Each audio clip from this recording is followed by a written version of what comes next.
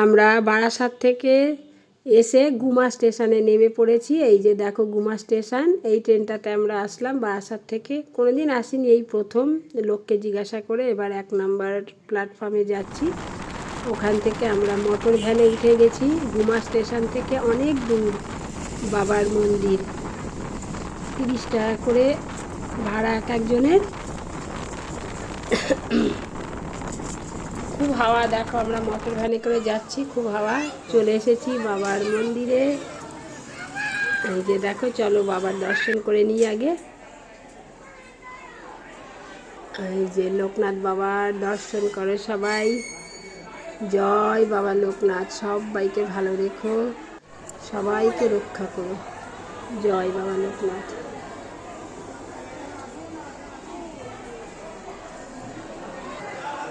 এখানে ঠাকুরের বিগ্রহ খুব ছোট, ফুলে ঢাকা পড়ে গেছে।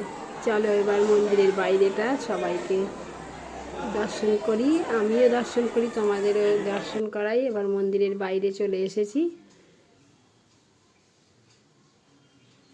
খুব সুন্দর আর অনেক বড় এরিয়া, এখানে অনেক জায়গা।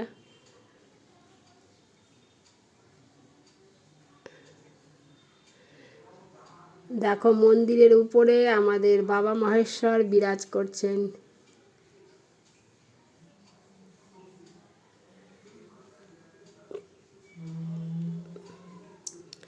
বারাসাত থেকে তোমাদের জানিয়েছিলাম আমি লোকনাথ বাবার মন্দির যাচ্ছি, চাকলাধাম।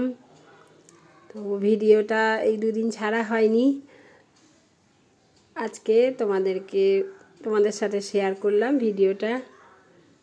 কেমন লাগলো লোকনাথ বাবার মন্দির সবাই কমেন্ট করে জানাবে। ভালো থেকো, সুস্থ থেকো।